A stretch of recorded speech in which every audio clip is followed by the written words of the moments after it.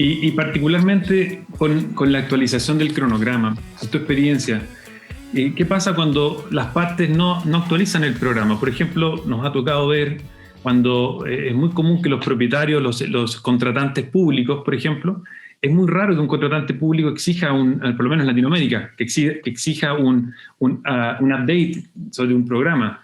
Pareciera ser que los contratantes públicos ven el cronograma como una situación estática, congelada al inicio, y cualquier alteración de eso pareciera ser como una suerte de aprobación o prórroga tácita de los plazos, y por lo tanto son muy reticentes a acceder a eso.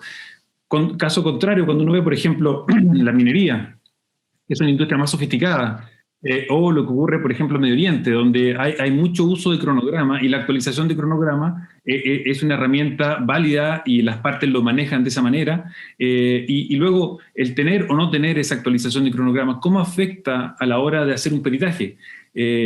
¿Cuánta mayor robustez tiene un peritaje si es que esa información fue producida por los equipos de obra versus que las partes no lo hayan producido, por lo tanto el peritaje tenga que basarse sobre información más inexacta?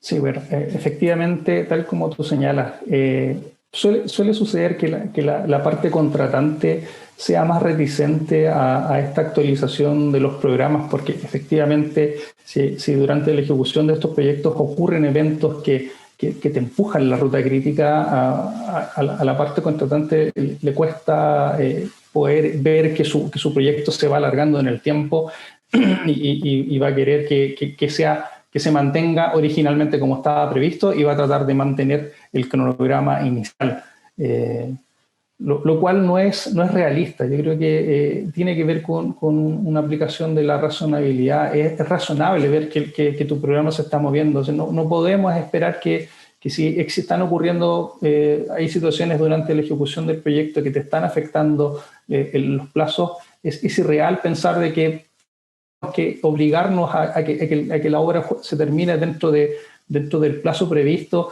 si es que no tomamos otras acciones que te permitan. Pero si la realidad te dice que tu obra se va a alargar, que el plazo se va a alargar, yo creo que lo más razonable es aceptar esta realidad, evaluarlo a través de un cronograma, ver cuál es la situación, cuál es tu proyección futura, y tomar acciones en pos de poder mitigar estos efectos. Ahora, si al momento de llegar a un litigio, esta información está disponible, yo creo que es mucho más fácil poder evaluar a través de estos métodos de manera objetiva cuáles son las situaciones que habían ocurrido y que habrían empujado a esta extensión en el plazo. Caso contrario, tal como tú lo señalas, es muy difícil poder establecer cuáles serían la causa respecto de estas modificaciones. Efectivamente, ahí lo que nos sucede a los peritos es que tenemos que ponernos más creativos y buscar la mejor aplicación de un método, adaptaciones al método que te permitan, a través a lo mejor de una manera más observacional, establecer cuál es la relación entre de una causa determinada y el efecto que habría provocado sobre este aumento en el plazo. Gracias, Héctor. Yo concuerdo contigo. Me parece que la conclusión sería de que la información, el registro, no necesariamente es algo que le resulte favorable a alguna de las partes. Simplemente es información que luego facilita a la hora, al final, cuando hay un conflicto, poder resolverlo satisfactoriamente. Pareciera ser entonces que es conveniente generar reportabilidad, generar información y que las partes actualicen los programas, que cuando uno lee los manuales de administración de proyectos, creo que en todas partes se dice actualiza el programa, pero la práctica es que muy pocas empresas, muy pocos sectores lo hacen. Muy interesante. Y ahora yo quisiera preguntar a Nicole una pregunta ya más ácida, más compleja. Yo creo que aquí la cosa se pone un poquito más oscura, que es esa frontera que existe, ese campo gris en que los peritos a veces suelen entrar, y es cuando se alejan de lo técnico y entran en la cosa jurídica. ¿Cómo se gradúa eso? ¿Cómo un informe pericial satisfactorio, exitoso, ¿cierto?, aborda los aspectos contractuales, jurídicos?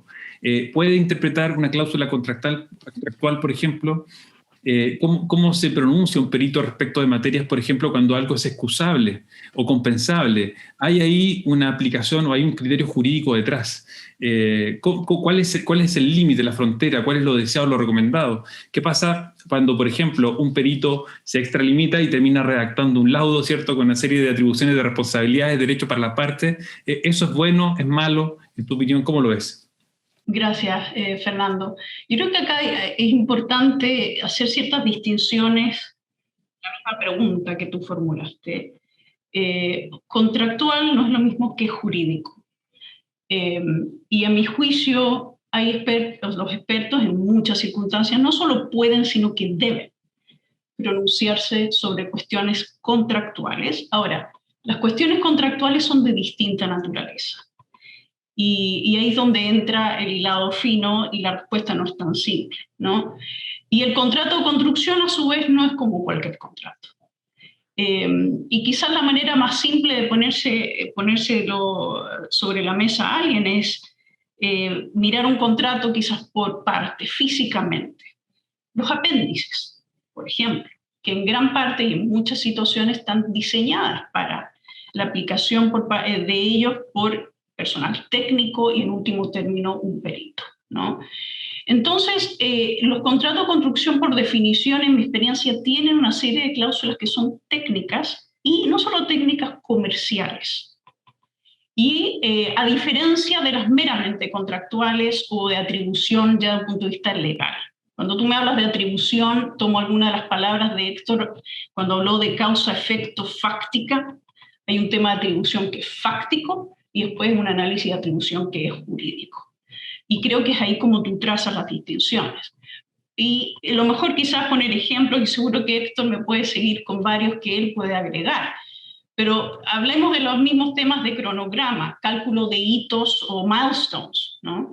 Que están en la mayoría de los casos descritos en el contrato. El análisis de un experto de cómo se ve, si se satisface o no se satisface un hito o un milestone, es técnico y a mi juicio debe ser interpretado por un experto. O cuando entras en una etapa de commissioning y existen temas de garantía que solo pueden darse por satisfechas habiéndose realizado ciertas pruebas y habiéndose verificado que se hayan cumplido las pruebas de performance. Para mí eso es esencial, sea interpretado por un perito que esté familiarizado con no solo el tipo de pruebas, sino cuál es el resultado de la misma y que permite o no avanzar de un pre-commissioning a un commissioning o a un cierre ya o una operación comercial, por ejemplo. O si bien las órdenes de cambio o los change orders se describen contractualmente, generalmente en el mismo cuerpo del contrato, ¿qué califica de cambio para efectuar un planteamiento de orden de cambio? También, a mi juicio, puede ser interpretado por un experto. O pensemos en la esfera de los contratos cost-plus. Creo que presentan un escenario de análisis bien distinto a los de suma alzada, en que el costo, si bien es reembolsable, debe ser facturado de cierta manera. Y las partes han preacordado comercialmente cómo debe, por ejemplo, cobrarse un costo laboral. Y hay una fórmula para hacerlo, que va desde lo que es un base rate hasta cómo tú haces el costo empresa u otras adiciones. Eso para mí también cae dentro del alcance de interpretación contractual y aplicación contractual, si un experto va a cuantificar en el escenario de una disputa. De manera que, para resumir y dejar suficiente tiempo para preguntas, creo que es justo decir que hay que hacer una distinción entre participación en el análisis contractual del jurídico o legal o estrictamente legal y dentro de lo que es el contractual, lo que es técnico y comercial, teniendo siempre a la vista la naturaleza del contrato y el tipo de interpretación. No creo que soy partidaria que ni nadie aquí realmente, ni un cliente, de que un perito redacte un laudo, pero sí un perito, por su experiencia, por eso es perito, ha visto la aplicación práctica de estas cláusulas en su carrera y es para eso que uno los contrata. Muchas gracias, Nicole. Y brevemente, ¿qué crees tú que, en el caso contrario, qué crees tú que no debiera abordar un perito dentro de la lógica jurídica? Yo pienso que un perito no debe expresar opiniones legales, o sea, que vayan directamente con la aplicación del derecho, ni cláusula de lo que es responsabilidad jurídica propiamente tal, ¿no? Y si bien a veces la opinión del perito va a estar dictada por eso, lo que el perito debe hacer es trazar la línea y pedir una instrucción. Ahora, todos los informes periciales tienen que detallar no solo los hechos en que se basan, sino también assumptions. Y a veces esas assumptions o instrucciones vienen del equipo legal. Y puede que el resultado sería distinto si la instrucción que uno recibe desde un punto de vista jurídico cambia, ¿no? Pero es ahí donde el perito y también el abogado de parte debe trazar la distinción, ¿no? Y tampoco el perito tiene que ser lo que llamamos un advocate, no creo que tiene como rol presentar la teoría jurídica de un caso, sino informarla con análisis de los hechos, causa-efecto fáctico, como lo mencionó Héctor, técnico y en ciertos casos comercial o formulario. Perfecto, muchas gracias, Nicole. Muy clarificadora tu respuesta y me parece que este tema de las assumptions podría ser una manera en que los peritajes podrían abordar satisfactoriamente esta problemática, porque eventualmente un peritaje podría tener un abanico de escenarios dependiendo de la posición jurídica en la que se pone. Por ejemplo, si es que el evento califica o no como fuerza mayor, o si el evento fue o no renunciado por la parte, eventualmente eso pudiera tener algún efecto. Sí, acuerdo plenamente con tu respuesta, Nicole. Y conectando eso, Héctor, en tu opinión como experto que te ha tocado precisamente hacer estas distinciones en tu trabajo, ¿crees tú que hay subjetividad en las metodologías de impacto? ¿Se debe imputar responsabilidad? ¿Cómo lo ves tú desde el punto de vista técnico? O sea, desde el punto de vista técnico, las evaluaciones de los impactos no pueden ser subjetivas, deben ser objetivas y se deben basar, tal como lo había señalado anteriormente, en la constatación de un determinado hecho y medir el efecto en dicho hecho. Tampoco el peritaje debe establecer responsabilidades. Nuevamente, lo que podría suceder es que a través de esta constatación de un hecho, una verificación de la existencia de un hecho, se podría configurar a lo mejor un incumplimiento contractual, pero no le corresponde al perito establecer ese incumplimiento. El perito simplemente lo que puede hacer es constatar ese hecho y será el tribunal quien podrá determinar las calificaciones jurídicas que correspondan a partir de ese hecho constatado. Tal como señalas tú, muchas veces a lo mejor se pueden presentar situaciones donde la cuantificación o se te pueden plantear escenarios respecto de ciertos hechos, tal como manifestabas tú. Por lo tanto, es una buena práctica presentar escenarios para que el tribunal o el árbitro el que determine cómo va a evaluar o sopesar estos escenarios. Yo creo que, en fin, no pueden ser subjetivos y no podemos establecer o imputar responsabilidades. ¿Y tú coincides, Héctor, con Nicole en el sentido de que hay cláusulas o hay condiciones que son objetivamente técnicas en el contrato y que por lo tanto pueden ser medibles? Por ejemplo, las condiciones de recepción de la obra, por ejemplo, una penalidad por un determinado hito, tal vez la misma administración del contrato utiliza para operar el contrato, ¿no? Claro. Concuerdo plenamente que hay cláusulas que en el fondo tienen aspectos técnicos y que efectivamente un perito puede pronunciarse respecto a ellas. Existen, sumado a eso, por ejemplo, en establecer una compensación de plazo. Cuando existe una afectación en la ruta crítica, creo que es el perito el que puede con propiedad pronunciarse respecto a cuál fue efectivamente la afectación a esta ruta crítica, y poder establecer cuál sería el mayor plazo, o a veces contratos que establezcan fórmulas de compensación respecto a ciertas situaciones y que son fórmulas matemáticas que un perito puede pronunciarse y aplicar ese tipo de cálculo. Perfecto, muchas gracias, Héctor. Ahora, pasando a otra materia distinta, quisiera una pregunta, a ver si podemos tener distintas visiones. Por ejemplo, quisiera preguntar a Nicole, luego Cristian y Héctor, la misma pregunta, que tiene que ver con cuando los problemas en la disputa en un contrato tienen cierta complejidad Y ya no solamente estamos hablando de delay y disruption, sino es un problema de plazo y costo, sino que en realidad hay una componente técnica que es la base, que es el sustrato del peritaje. Por ejemplo, que la ingeniería está mal diseñada, que la obra fue mal ejecutada, que hay problemas de calidad, que hay problemas con la mecánica del suelo, con el cálculo estructural. ¿Qué pasa cuando se deben empatizar, se deben armar distintas disciplinas que confluyen en un mismo caso? Porque resulta que el caso tiene una componente técnica importante desde el punto de vista de la ingeniería, de los suelos, por ejemplo, y luego eso tiene un correlato en el impacto en el cronograma y luego, ¿cierto?, en una cuantificación de daño. Esto último es lo que normalmente conocemos como delay y disruption, que es lo tal vez más habitual. Pero cuando tenemos distintos especialistas, distintas disciplinas actuando, ¿cómo se puede abordar satisfactoriamente ese procedimiento para que todas estas personas trabajen mancomunadamente o trabajen con cierta coherencia? Nicole, ¿tú cómo lo ves esta situación? Yo creo que ahí tiene que partir, en mi experiencia, el equipo que es abogado de parte cumple un rol muy importante. Quizás con los siguientes objetivos. Primero, asegurarse que los expertos que se contratan delineen con claridad el alcance de su expertise y que tanto el abogado parte como la parte a quien representa puedan reconocer los límites del expertise del equipo que contrata. Y claramente lo que tú describiste, si hay un problema de mecánica de suelo o hay un problema de ingeniería o de diseño, ese va a ser un equipo distinto al que ve temas quizás de costos laborales o temas de disruption. De manera que eso primero, reconocer el alcance del expertise de los expertos. Y número dos, si bien van a trabajar en forma separada en los distintos aspectos del caso, asegurarse que al menos entiendan la visión general de lo que alguien mencionó, la teoría del caso, ¿no?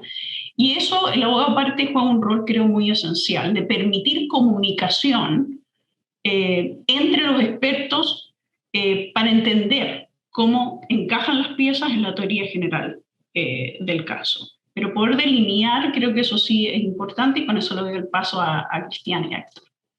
Muchas gracias, Nicole. Cristian. Efectivamente, el rol del abogado es determinante.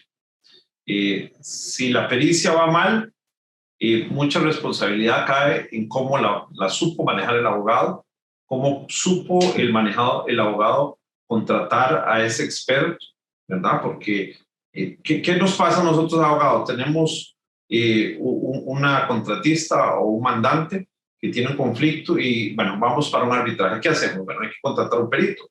Pero normalmente lo que nuestros clientes quieren es que nosotros le recomendemos al perito y que le recomendemos normalmente 2, 3 o 4 peritos y entrevistarlos, etc. Entonces, ese rol que habla Nicole del abogado, del equipo legal, es importantísimo para organizar el peritaje. Ahora, tenemos que tener claros que hay diferentes tipos de obras y por ende diferentes tipos de especialistas. Tenemos carreteras, cruces fronterizos, hospitales, obras de riego, hidroeléctricas, entre otros. Entonces no va a ser un mismo perito para todo, ¿no? Porque son diferentes especialidades.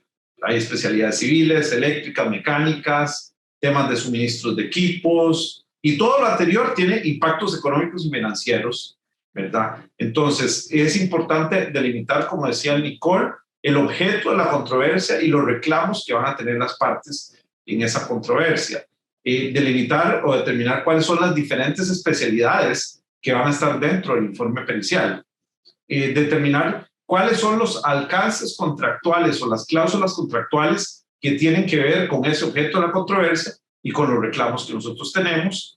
Hacer un análisis debido de la ruta crítica y cómo ese análisis de ruta crítica va a impactar y va a hacer un análisis luego del impacto en los plazos y del impacto en los costos, que es lo que al final de cuentas es lo que queremos como equipo legal que nos diga el perito.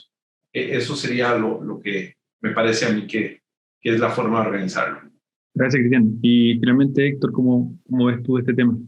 Bien, bueno, en línea con lo que ya señala Nicole y Cristian, una vez que ya están definidos los alcances y delimitadas las expertices de los peritos, es importante que exista una coherencia en los análisis de cada una de las partes. No se puede perder ese hilo durante todo el proceso de los análisis de cada uno de los peritajes.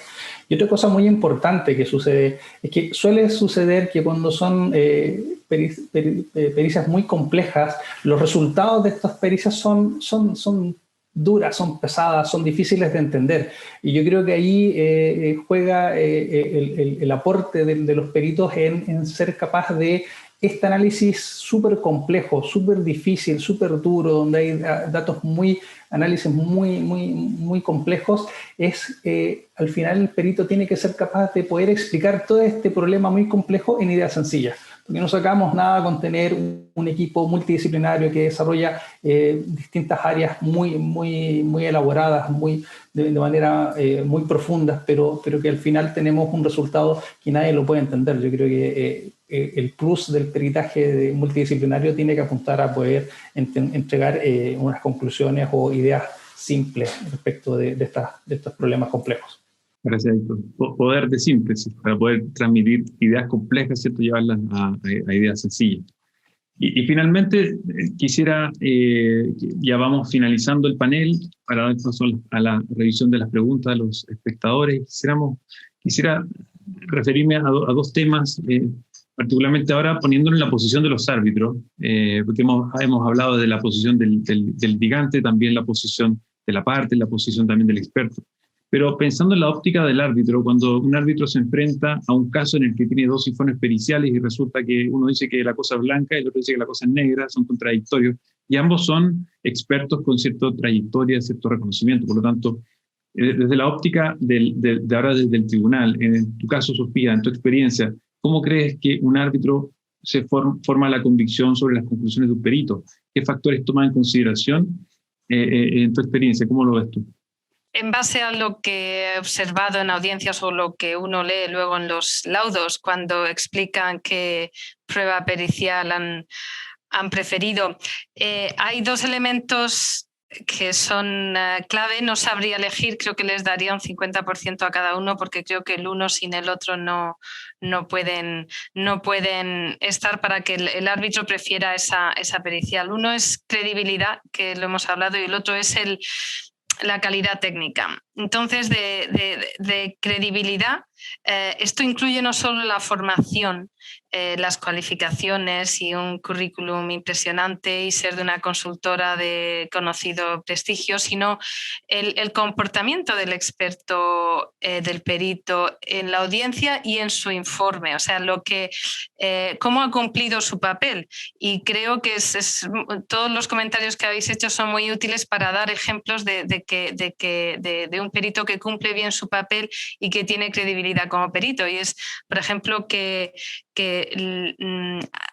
no defienda a capa y espada como si fuera un abogado el caso de la parte que le ha nombrado, que si hay puntos débiles los identifique para que los abogados de la parte los puedan gestionar. Los puntos débiles hay que gestionarlos, no hay que ignorarlos ni negarlos cuando son obvios, ni omitirlos. Entonces eso es importante para la credibilidad. Luego, que haya entendido su papel de no hacer valoraciones legales, esa delimitación de la que hablaba Nicole, es importante que él entienda las preguntas, él o ella, las preguntas a las que tiene que responder, y que no se salga de ahí. Y ahí el experto el perito va a tener credibilidad si cumple bien con su misión, no va más allá de lo que le pregunten y no adopta una posición de abogado.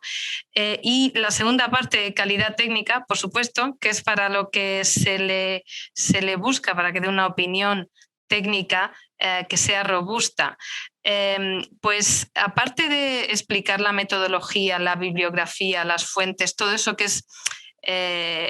están ahí disponibles y son la base de sus opiniones, eso es muy importante. Pero yo, por lo que he visto, lo que más hace a un árbitro decidirse por una pericial u otra es que se basen en hechos y documentos tangibles, porque eso le da al árbitro, al tribunal, una tranquilidad adicional de que, bueno, pienso que este perito tiene razón, pero aparte es que está basándose en cosas que puedo ver y que puedo tocar en documentos, y es como un seguro, un safety net para ellos. Y luego lo que ha dicho Héctor hace poco es la claridad, porque no hay que esconderse detrás de términos técnicos sofisticados.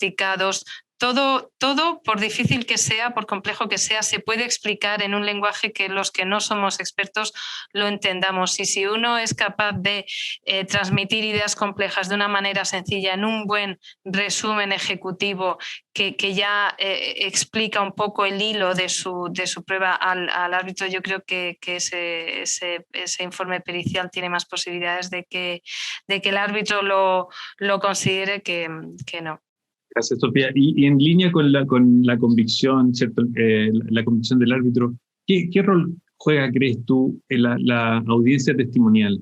¿Es clave, es lo más importante? Porque una cosa es el documento escrito, que podrá ser un informe muy bien escrito, tal vez escrito por varias personas, con mucho respaldo, pero otra cosa distinta es el performance que tenga el experto frente a una examinación, particularmente de la contraria. Sabemos que son situaciones estresantes por definición, dado el formato, dado la intensidad, la energía que las partes ponen también a esa instancia, y ahí afloran otro tipo de expertise o de habilidades que tal vez se alejan un poco de la expertise técnica y tal vez se acercan más a otro tipo de expertise de habilidades para poder ser elocuente, para poder explicar algo, para no ponerse nervioso. Yo he escuchado muchos técnicos, incluso lo he vivido en carne propia, porque los procesos son estresantes. ¿Cómo crees tú qué rol juega esa audiencia testimonial para la convicción del árbitro? Pues efectivamente es muy importante. No siempre tiene que ser alguien con mucha experiencia, muy sofisticado, que ha declarado muchas veces. A los tribunales también les gusta la naturalidad, y la credibilidad viene de mano de ver naturalidad, incluso si se ve un poco de ingenuidad porque esa persona conoce mucho de esa disciplina de ingeniería, pero no es un perito que ha declarado 20 veces en los últimos 7 años, no tiene por qué ir mal. A menudo los abogados nos planteamos eso de nombramos a alguien con mucha experiencia en testificar, o esta persona que parece que tiene más experiencia técnica pero no ha testificado tantas veces. Y ahí es donde se le puede ayudar. Hay cursos, hay trainings de preparación para el interrogatorio, se le pueden dar guías y creo que el resultado puede ser muy bueno, aunque no sea el súper experto que ha declarado muchísimas veces. Yo creo que ahí juega un papel muy importante el instinto de la parte, sus abogados y su personal técnico, hablando con los diferentes expertos. Si se buscan 3, por ejemplo, se les hace una entrevista a los 3 para ver cómo son su personalidad, cómo reaccionan, su experiencia, y ahí también hay un poco de instinto de decir, pues de los 3, pues esta persona parece que tiene esta característica que le puede ayudar mucho.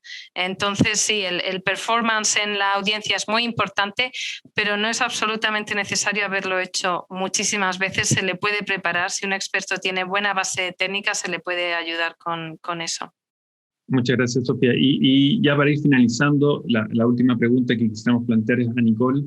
En tu experiencia también, y como árbitro y como litigante, ¿cuáles son, a modo de ver, los métodos o herramientas procesales que le permiten al tribunal compatibilizar conclusiones contradictorias de los peritos de parte? ¿Qué métodos pudieran aplicarse? Ahí confluyen respuestas que he escuchado de mis panelistas acá. Habiendo actuado tanto como abogado de parte como árbitro, pienso que a veces las partes olvidan el rol final, que es persuadir al tribunal y no perderse en los detalles de manera tal que sea una tarea tan abrumadora para el tribunal que no pueda llegar a esa conclusión. El rol, creo, de los abogados de parte es identificar aquellos puntos. Generalmente yo digo, no importa cuán complejo sea un caso, si tú no lo puedes resumir en los 3 puntos más importantes, quiere decir que todavía no estás lista para presentar. Aun cuando sea estas disputas complejas y altamente técnicas. Aquí mirando un poco las preguntas de la audiencia también, ¿cómo se mejora un informe? Un informe de perito también se mejora reconociendo las debilidades incluso de la parte que lo contratan, y eso mismo lo mencionó Sofía. Y poner eso up front creo que también es conveniente. ¿Por qué? Porque eso ayuda al tribunal a hacerse una idea de cuáles son los puntos en controversia y sobre los que efectivamente tiene que haber un dictamen y aquellos que ya no son disputados. Por tanto, como herramientas procesales, en mi experiencia, poner a los expertos a trabajar juntos, si se hace, y creo que Sofía mencionó ese protocolo en una de sus respuestas, puede ser muy efectivo. Cuando tú tienes un experto serio que está dispuesto a trabajar sobre la base de su experiencia y no la imposición necesariamente de abogados de parte, y tú los pones en una sola habitación o virtualmente hoy en día, se puede llegar a depurar aquello que realmente es disputado y sobre lo que el tribunal debe pronunciarse. Yo sé que como abogados tenemos siempre que tener el control de los peritos, los testigos de hecho, y nos da un poco miedo dejar a nuestros peritos en una habitación a los que no tenemos acceso. Pero mi experiencia da excelente resultado. Segundo, y comparto absolutamente con Sofía, yo prefiero un testigo que hizo el informe personalmente y conoce la materia del informe, aunque no haya testificado nunca, al que yo llamo el diva expert, que ha testificado 500 veces, pero tiene un equipo que hace el trabajo y se lee el informe días antes. O sea, cualquier día elijo el primero.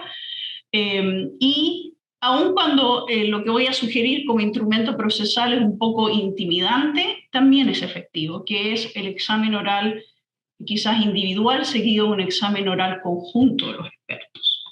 Especialmente si ya ha habido un trabajo previo entre los expertos que se traduce en una lista de temas disputados y no disputados. Y el último término que un poco muestra esta patología de presentaciones absolutas de los peritos es que el tribunal se ve en la necesidad de contratar un perito propio que examine aquello que se ha presentado y aconseje al tribunal. Que creo que es un paso al que se llega por la parcialidad y el carácter un poco absoluto de las opiniones que se presentan en forma tanto escrita como oral y que no ayudan al final del día a ninguna de las partes. Gracias, Nicole. Y en relación a eso último que comentabas del tercer peritaje, del famoso tercer peritaje de tribunal, en nuestra experiencia lo hemos visto que en algunos países tiene mucha fuerza y es una práctica casi que por defecto. Particularmente en el caso chileno se ocupa mucho el peritaje del tribunal, el peritaje de oficio, pero en otros arbitrajes la verdad es que ese peritaje no existe o se ve muy poco. En el arbitraje internacional prácticamente no existe el peritaje del tribunal y simplemente son los peritajes de las partes. ¿Cuál crees tú que es, en relación a esto, sería la recomendación? ¿Acceder a este tercer peritaje o es caso a caso? Más bien depende de la complejidad del caso. ¿Por qué el tribunal llega a ese tal vez extremo de tener que buscar un tercero? Tal vez porque los peritajes fueron demasiado parciales. Creo que se dan más que nada en dos situaciones. Una, un poco temprano el procedimiento, cuando el tribunal hace un juicio de valor al examinar siquiera las presentaciones iniciales. Puede ser la alta complejidad o porque un tribunal a veces reconoce que no tiene la experiencia previa del subject matter. O sea, muchos tribunales arbitrales que han visto construcción ya se han enfrentado a reclamos como los que hemos estado describiendo hasta ahora. Pero hay áreas que realmente son muy específicas y sobre las que no existe experiencia previa y quizá un tribunal es un juicio de valor temprano de que va a necesitar ayuda, además de aquella que las partes puedan proporcionar. Y el otro escenario es el que tú mismo describiste, en que existe tal disparidad entre los peritajes de las partes que el tribunal necesita un punto medio, ¿no?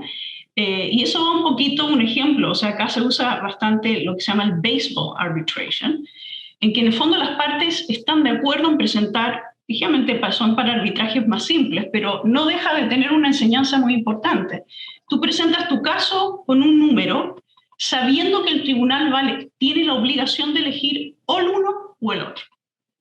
Por tanto, tú ahí haces un esfuerzo, que quizás no harían en otras circunstancias, de acercarte a lo más posible a la otra parte y llegar a un punto que realmente es razonable de manera tal que el tribunal elija tu posición. Y yo siempre pienso que si bien la mayoría de los arbitrajes de construcción no son baseball arbitrations, tener detrás de la conciencia un poco eso. ¿Cómo tú ayudas al tribunal a elegir tu posición? Porque es razonable y porque se va a sentir cómodo llegando a esa decisión. Perfecto, Nicole, muchas gracias. Muy completa tu respuesta ilustradora. Bueno, y con esto damos por finalizada esta etapa del panel. Agradecemos a todos los participantes su tiempo, su disponibilidad. Y quisiera ahora que pasáramos a las preguntas que se han formulado en el chat de la conferencia. Tenemos varias preguntas. Voy a partir, por ejemplo, aquí hay una pregunta de Luis Andreu. Pregunta: ¿puede un directivo empleado de una compañía negarse a hacer una declaración como testigo técnico y no asistir a la audiencia, aludiendo a secreto profesional o deber de secreto de las actividades de la compañía? ¿Quién pudiera atender esta pregunta? Tal vez, Nicole, algo que tú pudieras abordar. Sí, bueno, tiene varias aristas la pregunta. Si el técnico es un empleado de la parte, todavía en el momento que se pide la declaración, generalmente se espera y es aceptable que los empleados o personas controladas por una parte sean ofrecidos como testigos. Ahora, uno no puede obligar a un empleado necesariamente, pero sí se da la situación en que la parte contraria, si tiene conocimiento de la participación que tuvo esa persona en el proyecto y esa persona sigue siendo empleada o controlada por la contraria, puede pedirla para que testifique. O sea, a veces la misma parte decide no presentar a alguien que está renuente a hacerlo, pero existe el riesgo de que la otra sí lo haga y el tribunal puede ordenarlo. ¿Por qué? Porque todavía hay control sobre ese individuo. Ahora, si la excusa es privilegio o secreto profesional, el privilegio se examina respecto no solo a documentos, sino a testimonio, o sea, ciertas áreas que quedan fuera de examen escrito y oral. Y también existen ciertas áreas de protección porque son muy sensibles comercialmente o secretos que no se comparten, pero aún así se trabaja generalmente en órdenes de protección en que se limita el acceso a ciertos tipos de información si es que existe preocupación de que la información que fuese a revelar este testigo es altamente sensible desde un punto de vista comercial. Pero sí me ha pasado que hay individuos que no quieren testificar y no los culpo. Esa es una experiencia que no todos quieren tener, mucho menos alguien que no se dedica a esto, no quiere ser sujeto a un examen oral de un abogado no necesariamente simpático, pero ahí hay juicios de valor que tanto las partes como sus abogados deben efectuar. ¿Y cuál es el riesgo de que no presentándolo, siendo alguien esencial o que tuvo conocimiento directo de los hechos, la contraria lo pida? Gracias, Nicole. Qué complejo ese caso del testigo rebelde, que no se quiere presentar y que lo obligan. Quizás, pues, incluso hasta... Los resultados, a mi experiencia. Claro, hay que poner cierta voluntad en el momento de declarar. Concuerdo contigo. Mira, aquí hay una pregunta de Orlando López, que me parece interesante, una pregunta amplia. Dice, ¿qué modalidad de contratación tiene mayor probabilidad de terminar en controversia? ¿Suma alzada, serie de precios unitarios u otra? ¿Cuáles son las razones de ello? Me parece interesante porque es una pregunta muy amplia, y yo recuerdo alguna estadística que haber revisado del Centro de Arbitraje y Mediación de la Cámara de Comercio de Santiago, en que hablaba de la conflictividad en construcción, y la estadística mostraba que la suma alzada era uno de los modelos de contrato que más conflictividad tenía. Pero al mismo tiempo resulta que para la realidad chilena es el contrato que más se repite. Entonces siempre queda la duda si es que es el que más tiene conflictos porque es el que más se repite, o es porque por su naturaleza propia es la más compleja. Me pareció interesante esta pregunta. Quizá Sofía, Cristian, ustedes pudieran atender esta pregunta.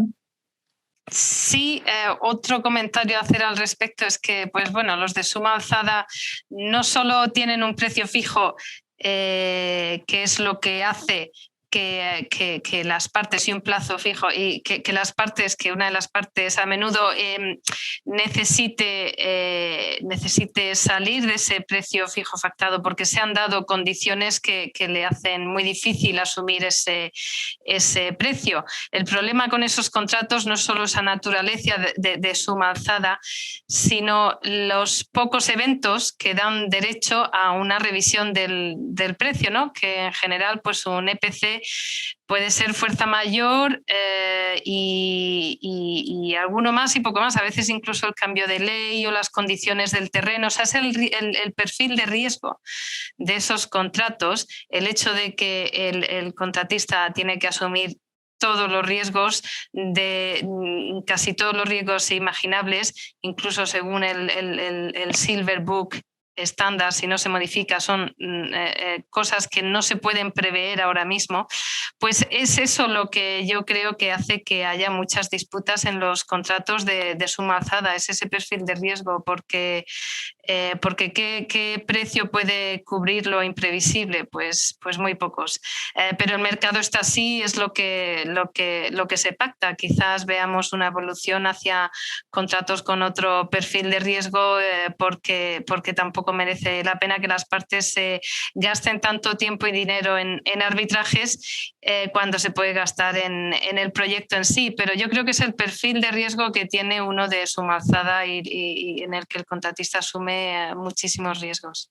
Fernando, sí, en ese sentido yo concuerdo, porque muchas veces la suma alzada y una de las dos partes luego lo quiere convertir en precios unitarios a su conveniencia.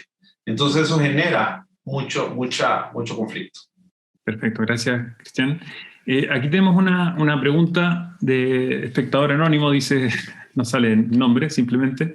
Dice, en la opinión de los exponentes, el problema más común de los informes de expertos de retraso, ¿no creen que se ha hecho innecesariamente complejos en los últimos años? Quizás, Héctor, esta es una pregunta que tú pudieras abordar, tal vez viéndolo como una condición de mercado.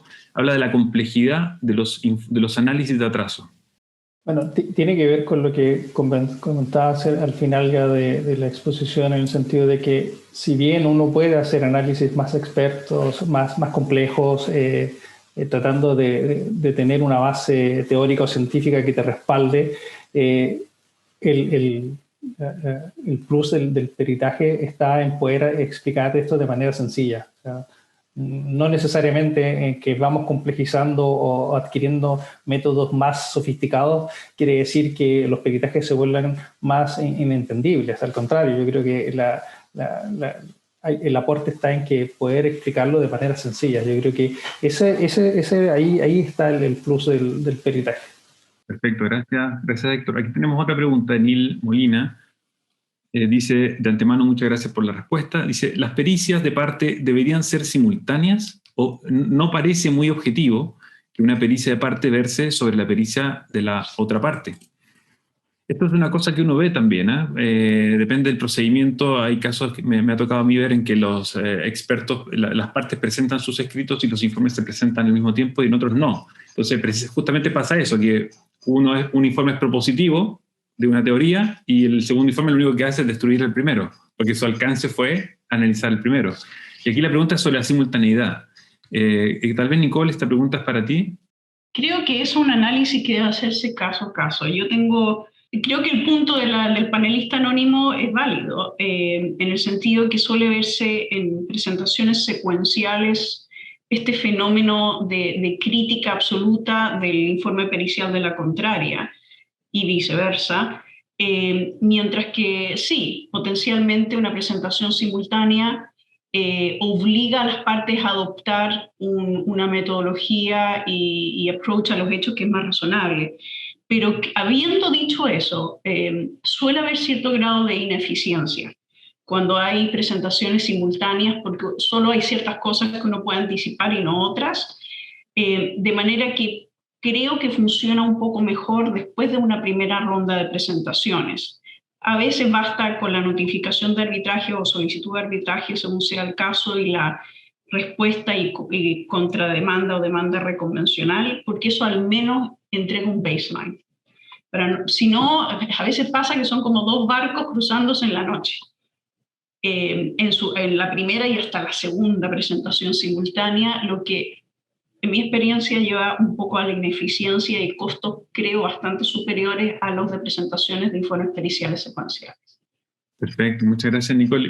Vinculado con esta pregunta, aquí tenemos otra de Rubén García. Dice, ¿no debería instaurarse la práctica del tercer peritaje como peritaje único y ahorrarse el peritaje de las partes? Yo creo que esta es una pregunta bien de fondo y aquí hay una cosa ya tal vez responde al espíritu del procedimiento de solución de conflictos que es el arbitraje, porque aquí ¿son las partes las que dueñas del procedimiento o es el tribunal el que tiene que llegar a la verdad absoluta, ¿cierto? Al fondo del asunto, y por eso el peritaje lo encomienda el propio tribunal? Quizás Sofía, Cristian pudieran abordar esta pregunta. Sí, vamos a ver. Hay dos cosas. Efectivamente, las partes podrían elegirlo. En esa audiencia preliminar al inicio del proceso arbitral podrían elegir tener un solo peritaje que sea un peritaje del árbitro, no un peritaje de parte. Pero también lo que pasa es que normalmente los clientes o ya tienen un equipo técnico que han venido trabajando ese eventual futuro peritaje, o quieren que un perito de su confianza, por así decirlo, alguien con que ellos se sientan a gusto, sea el que les ayude a apoyar el caso. Entonces, en la práctica internacional veo difícil que vaya a suceder que sea un tercer perito que no sea perito de parte, a menos que las partes, valga la redundancia, se pongan de acuerdo en eso al inicio del procedimiento y se haga de esa manera. Gracias, Cristian. Pues yo solo añadiría, estoy de acuerdo con lo que ha dicho Cristian, de que es algo difícil que ocurra en arbitraje internacional. Es una práctica común en algunos tribunales locales de algunos países, pero en arbitraje internacional lo veo difícil y un poco, yo creo que todos hemos visto que según el enfoque de un técnico se puede llegar a una conclusión o a otra. Y entonces se ve como parte del derecho de cada una de las partes a presentar su caso de una manera o de otra. Lo importante es que el perito de parte pues que sea objetivo, que sea creíble, que aplique métodos pues, buenos o testados internacionalmente, pero yo lo veo como parte del derecho que se tiene a presentar el caso, porque el enfoque técnico, darle un enfoque u otro puede hacer llegar a una conclusión u otra. A veces está vinculado a interpretaciones contractuales y legales, el enfoque técnico que se le dé a un informe de sobrecostes o a un informe de análisis de plazo. Entonces lo veo como parte de la estrategia legal, el poder presentar el caso desde el punto de vista técnico con un perito de parte que esté sujeto, por supuesto, al contrainterrogatorio de la otra parte, a que la otra parte pueda presentar sus comentarios y que lo ponga a prueba. Pero yo lo veo importante y coincido con Cristian en que es algo difícil que ocurra. Muchas gracias, Sofía. Y vamos a la última pregunta que tenemos, básicamente por el tiempo, porque ya estamos llegando al final del tiempo previsto. La pregunta dice si consideran aceptable que el perito técnico sea preparado previamente por la defensa legal antes de la audiencia de presentación de la pericia. En su experiencia, ¿esto debilita el informe pericial si es que la audiencia se ve obligado a declarar sobre esta preparación? Claro, si es que le pregunta a la contraria, si es que se juntó con el abogado que lo contrató y preparó la testimonial.